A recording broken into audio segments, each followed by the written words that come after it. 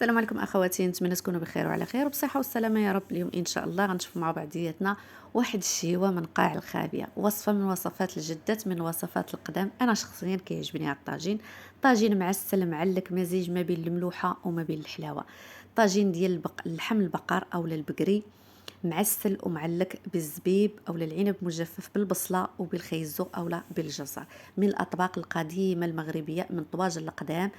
انا شخصيا كيعجبني الطواجن اللي تيكونوا هكا او الطياب اللي تيكون مزيج ما بين الملوحيه وما بين الحلاوه، فهو كيجي رائع بالتوابل المغربيه بطبيعه الحال، على الطريقه المغربيه بطبيعه الحال، والاناء المغربي اللي هو الطاجين. وصفه او طاجين مغربي على بو وجدو كما تنقولوا من قاع الخابيه. كيف ما كتشوفوا كيجي رائع. كنقدموا هكا مع الخبز البلدي اللي انا سبق ليا صوبته معكم بالدقيق، القمح الكامل والخميره البلديه. الفيديو غتلقاوه في صندوق الوصف، صوبته قبل من هاد الطاجين، فغادي تلقاو الفيديو ان شاء الله. هكا تصوبوا الخبز ديالكم فهو كيجي رائع. هكا نقدموه مع الطاجين. كيف ما كتشوفوا الطاجين ديالنا ما شاء الله كيف كيجي، واحد اللذه، واحد الروائح، واحد النكهات، واحد المذاق ما نقولش لكم. يعني عارفين الطواجن ملي تيكون داك المزيج ما بين الملوحه وما بين الحلاوه بالتوابل المغربيه، كيف كيكون المذاق وكيف كتكون دوك الروائح.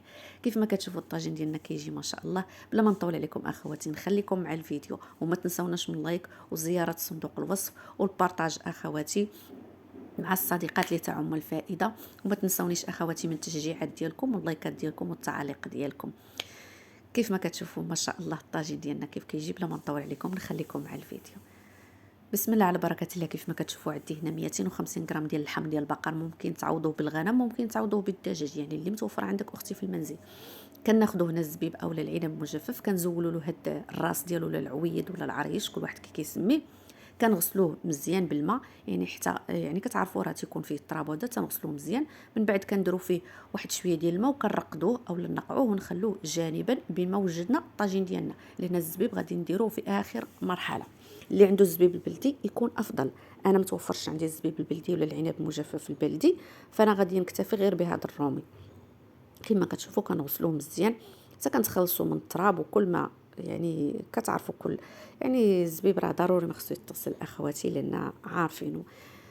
صافي من بعد ما غسلنا الزبيب فاحنا كنديروا له الماء وكنخلوه جانبا بين ما وجدنا الطاجين ديالنا. كيف ما كتشوفوا عندي هنا 2 معالق ديال القزبر والمعدنوس، عندي هنايا 3 حتى 4 الحبات ديال البصل، الكميه على حسب كل سيده. عندي فص ديال الثوم حتى لجوج، انا الثوم عندي كبير. وعندي هنايا كيف ما كتشوفوا 300 غرام ديال الخيزو اللي انا حكيتها بالحكاكه الغليظه. اللي بغات تقطع مربعات مكعبات دوائر اللي حبت كل سيده، انا شخصيا نقطعها هكا.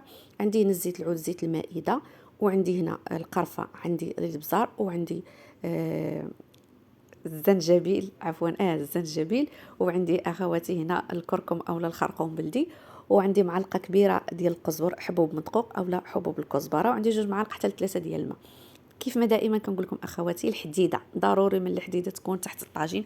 اول حاجه كنديروها في الطاجين كنوجدوها هي الحديده، كنحطوها فوق النار.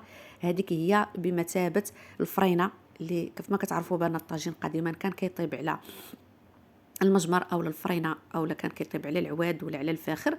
فالطاجين يعني كما كنقولوا كياخذ النار من جميع الجوانب. فبحكم دابا عندنا البوطه في المنزل او لا الفورن ولا الكويزينيير في المنزل، فباش غادي نعوضوا هذه القضيه ديال الفرنات ديال عفوا الفرينه، فحنا كنشريو هذيك الحديده اللي كتكون خاصه بالطاجين، وهي اللي كتحافظ لنا على الطاجين وعلى الطهي ديالو. كناخذوا هنا الطاجين ديالنا، كنديروا فيه بصله وحده، كنقطعوها مكعبات كما شفتوا، غير بصله وحده، كنخلوا الباقي جانبا. كنديروا زيت الزيتون، زيت المائده، ما نكثروش التوابل في اللحم. كما دائما كنقول لكم اللحم البقر ما تيبغيش التوابل، هو مبنى راسو سبحان الله. كنضيفوا هنايا كما كنقولوا رشه ديال الابزار، تقريبا راس معلقه صغيره ديال الابزار، وراس معلقه صغيره ديال الكركم، وراس معلقه صغيره ديال الزنجبيل، وهنا شي نص معلقه ديال القرفه، وفص ديال الثوم. المكونات اخواتي غتلقاوهم في صندوق الوصف. بالنسبه يعني المصطلحات اللي تيكونوا بالمغربيه، فانا راه تنحطهم حتى كنقولهم في الفيديو ولا نسيت سبحان الله، فغادي نلقاوهم في صندوق الوصف. كنديروا هنا الفص ديال الثوم ولا الرويز ديال الثومه، تنحكوه كما قلت لكم. ممكن نضيفوا جوج، هنا كنضيفوا 2 معالق حتى ل3 ديال الماء، وكنضيفوا ديك المعلقه اللي كتكون كبيره ديال حبوب الكزبره او لا القزبر حبوب مدقوق هكانيه، ودوك 2 معالق ديال القزبر والمعدنوس اللي بطبيعه الحال انا مفرزاهم في الثلاجه صافي. وكنخلطوا هاد المكونات وكنحطهم فوق النار ونخلوه يتقلى لينا على نار مهيله. هنا نقصت النار كيف ما تتشوفوا، كنحطوه فوق الحديده ونغطيو على الطاجين ديالنا ونخليوه ياخذ راحته. كما كتشوفوا هنا من بعد ما بدا يتقلى لنا اللحم فحنا كنبداو نقلبوا فيه هكا، يعني مره تنحلوه على الطاجين وتنقلبوه هكانيه. نار تكون مهيله كما قلت لكم اخواتي باش البصله تطلق لنا الماء ديالها والطاجين ما يتحرقش لينا. كما دائما كنقول لكم هذه نصيحه بخصوص الطواجن يطيبوا على المهل. هنا كيف ما كتشوفوا ما شاء الله اللحم ديالنا فهو تقلى، البصله نزلات ولا تعسلات، المرق كما تشوفوا طلقات لنا المياه ديالها. كناخذ باقي البصله اللي عندي وانا تنقطعها دوائر هكانيه وكنحطوها فوق من الطاجين، كنزينوا بها الشكل ديال الطاجين، كنديروها غير في الجوانب وغادي نخليو الوسط فارغ لان غادي نديرو فيه الخيزو ولا الجزر. بهذه الطريقه اخواتي كناخذوا هنا واحد الاناء كنديرو فيه خيزو وكنديروا فيه التوابل. عندنا هنا معلقه كبيره ديال السكر السنيده ولا سكر سنيده ولا سكر حبيبات. كندير هنا تقريبا واحد نص معلقه ديال القرفه مدقوقه، وكندير هنا واحد الرشه ديال الابزار تقريبا واحد راس معلقه ديال الابزار، ممكن تستغناو عليها، انا بغيت نهرس النكهات. وكنضيف واحد الرشه ديال الملحه ما تكثروش فيها اخواتي. كيف ما كتعرفوا حنا باغينا الحلاوه هي اللي تكون طاغيه فيها الطاجين لان درنا الملحه في المرق. صافي كنخلطوا الخيزو ديالنا ولا الجزر وكنحطوه هنا بهذه الطريقه في الوسط ديال الطاجين، يعني وسط البصله، يعني كنزينوا به الطاجين ديالنا على هذا الشكل. وكنحاولوا ناخذوا ليه هذا الشكل اللي كيكون مقبب او شكل القبه. كيف ما كتعرفوا الطاجين عندنا مقبب، فملي غادي يطيب راه غادي ينزل ناخذوه على هذا الشكل. يعني التزيين كيبقى اختياري كل سيده وكيف ما حبت تزين الطاجين ديالها. هنا كيف ما كتشوفوا الزبيب من بعد ما صفيته من الماء اولا العنب مجفف، فانا كنديرو غير في الجوانب هكا، ممكن ديروا في الجوانب كاملين، انا خديت غير هكا نيه التشكيل هكا. يعني كما دائما تنقول لكم التزيين كيبقى اختياري على كل سيده وكيفاش حبت تزين الطبق اولا الطاجين ديالها.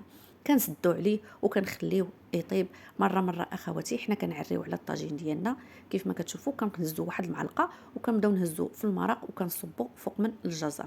كيف ما كتشوفوا الاشكال كيف ما كيجي شكل مزيج ما بين الالوان، ما بين البرتقالي ما بين البني ما بين الاصفر ما بين الابيض، فهذا هو اللي كيميز المطبخ المغربي ما شاء الله. يعني مزيج ما بين الالوان ما بين النكهات وما بين الحلو والمالح.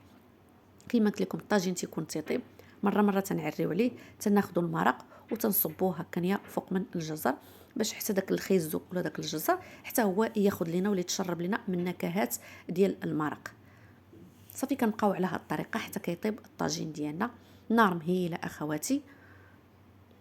هنا اخواتي كتكون واحد الاضافه اللي بغى يضيفها كتبقى اختياريه، هي معلقه كبيره ديال العسل باش كيجينا هاد الطاجين معسل او لا معلق، فكتبقى حتى هي اختياريه، ممكن تستغناو عليها. كيف ما كتعرفوا الخيزو راه كيكون حلو اولا الجزر كيكون حلو، الزبيب كيكون حلو، البصله كتكون حتى هي حلوه. وهذا هو الطاجين ديالنا ما شاء الله.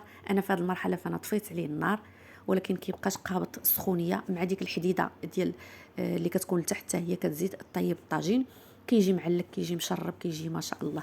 هنا قبل ما نحطوا الطاجين النصيحه الاخيره، الطاجين ما تحطوش فوق الرخامه وهو سخون غادي يطرطق، ضروري ما تحطوا ليه هذيك اللي تتكون تحت الطاجين باش ما يطرطقش لكم الطاجين. وهذا هو الطاجين ديالنا ما شاء الله. شوفوا ما شاء الله والرويح ما نقولش لكم اخواتي، كيجي لذيذ كيجي رائع صدقوني، من بين الاطباق القديمه وانا صراحه كيعجبني هذا الطاجين. نتمنى اخواتي من الوصفه ديال اليوم تعجبكم وتنال الرضا ديالكم، والا عجبتكم ما تنساوناش من اللايك وزياره صندوق الوصف. وخليت لكم الراحه اخواتي وفي امان الله، وفيديو قادم ان شاء الله في شي يوم شيوات اختكم ام حمزه. وما تنساوش زياره صندوق الوصف، غتلقاو ان شاء الله الخبز البلدي المغربي اللي بالخميره البلديه ودقيق القمح الكامل.